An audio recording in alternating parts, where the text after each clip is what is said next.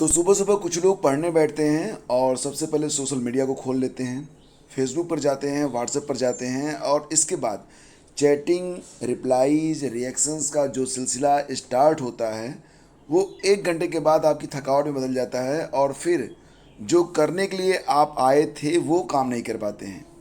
तो दोस्तों, यहाँ पर टाइम को मैनेज करना आपके लिए बहुत ही इम्पोर्टेंट है। आपकी परीक्षाएं बहुत ही करीब आ चुकी हैं और ऐसे समय में आपको जो है बिल्कुल फोकस रहना पड़ेगा ताकि आप अपने लक्ष्य तक पहुँच सकें। जितना हो सके टू दी पॉइंट रहें, सिर्फ अपने काम से काम रखें और जीवन में आवश्यक और अनावश्यक की पहचान जरूर कर लें। आवश्यक को जरूर करें और अनावश्यक को जरूर न करें, ठीक है। तो देखिए, बात करते हैं यहाँ पर हम लोग UPHESC की असिस्टेंट प्रोफेसर परीक्षा के बारे में।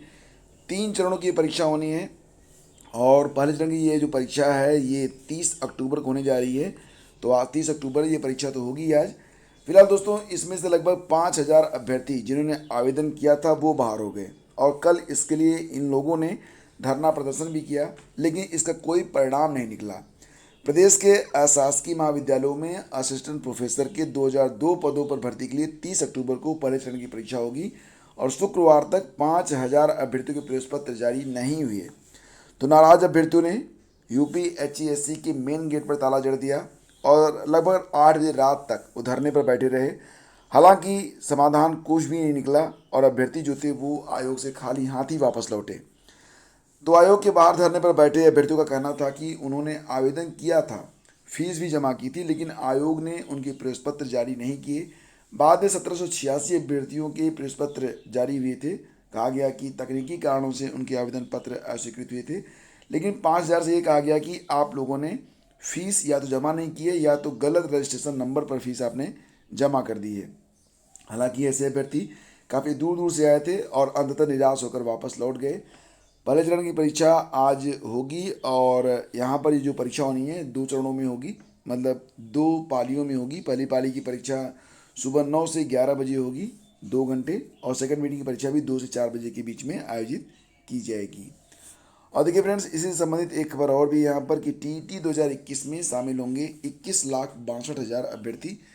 तो इस बार उम्मीद की जा रही थी कि अभ्यर्थियों की संख्या कम रहेगी, लेकिन इस बार तो रिकॉर्ड आवेदन आ रहे हैं। मतलब इतने आवेदन तो पहले भी नहीं आ रहे थे। TET 2021 में इस बार 21,62,000, मतलब 21.5 लाख से अधिक अभ्यर्थी 28 नवंबर को परीक्षा देंगे।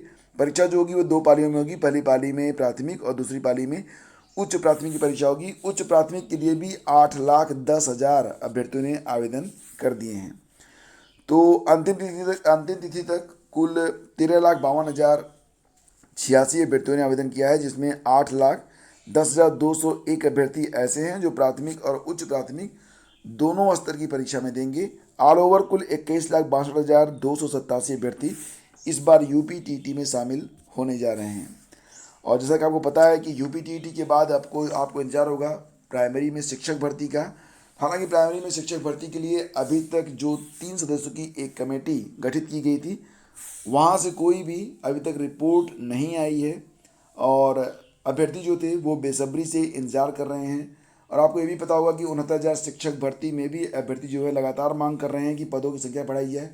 लेकिन सबसे बेटर वे क्या होगा? मुझे लगता है फ्रेंड्स कि सबसे बेटर वे तो यही होगा कि 69,000 भर्ती जो कि नियर अबाउट कंप्लीट हो चुकी है, उस पर फोकस न करके नई शिक्षक भर्ती जारी हो जाए, तो इससे आपको अधिक फ़ायदा मिलेगा।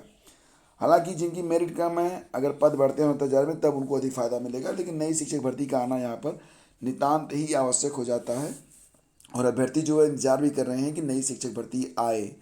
फिलहाल देखते हैं कि नई शिक्षक भर्ती के लिए 3 सदस्यीय कमेटी की रिपोर्ट क्या आती है और इसका जो विज्ञापन है वो कब तक जारी होता है। मुझे लगता है कि विज्ञापन दोस्तों ज़रूर जारी होगा और ये आपका जो ये चुनाव आचार संहिता लागू होती है उसके बिफोर ही जारी किया जाएगा, ठीक है।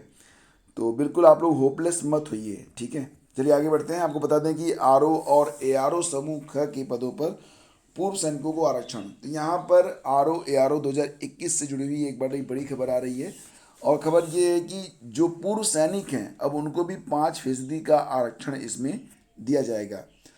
तो RO ARO की परीक्षा आपको पता ही है दिसंबर में होनी है। आपके पास उस समय बिल्कुल नहीं है क्योंकि नवंबर शुरू हो गया, नवंबर में भी कई सारी परीक्षाएं हैं, इसके बाद दिसंबर में भी है। 1 दिसंबर को ही आपकी RO की परीक्षा है। तो अब यहाँ पर बेसिकली जो एक नया क्राइटेरिया जारी हुआ है, इसमें जो भूतपूर्व सैनिक हैं उनको भी 5% का आरक्षण मिलेगा RO की परीक्षा में। अब तक यह लाभ केवल समूह ग में मिलता था, लेकिन अब RO जो है ये समूह ख के लिए माना जाता है। तो इसके लिए भी अब आवेदन में जो लोग किए भूतपूर्व सैनिक, उनको 5% का आरक्षण मिलेगा। ये मतलब उनके लिए तो काफ़ी फायदेमंद बात है। सचिव की ओर से विज्ञप्ति जारी कर दी गई है और कहा गया है कि 2021 के लिए RO का जो आवेदन था ये 5 मार्च से स्टार्ट किया गया था और 8 अप्रैल तक लास्ट डेट थी।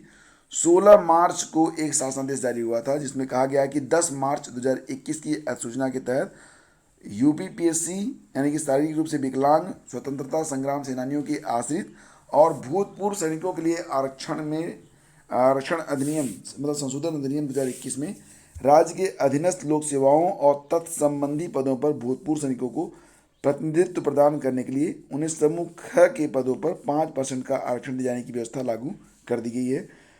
शासनादेश जब जारी हुआ तब उस वक्त RO के लिए आवेदन चल रहे थे, फिलहाल अब इसको लागू कर दिया गया है। तो ये एक बहुत ही शानदार बात है, किसके लिए, जो लोग भूतपूर्व सैनिक हैं। और दोस्तों आप लोग तैयारी में लगे होंगे तो तैयारी निश्चित रूप से करते रहिए। करंट अफेयर का जितना भी वीडियो आता है उसमें से एक भी वीडियो आपको छूटना नहीं चाहिए।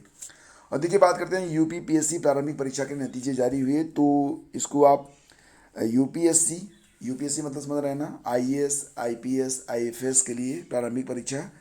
तो इसका जो रिजल्ट आ गया है, जिसे आप upsc.gov.in पर जाकर देख सकते हैं और इसकी PDF भी आप डाउनलोड कर पाएंगे।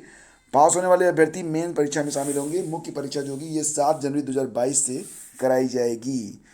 तो ये थी आज की पूरी अपडेट। और अगर आपके मन में अभी भी किसी बात को लेकर कोई दुविधा है फ्रेंड्स, तब आप हमें जो है नीचे कमेंट कर सकते हैं या फिर आइए हमारे ट्विटर हैंडल पर, वहाँ पर भी आप हमसे सवाल कर सकते हैं।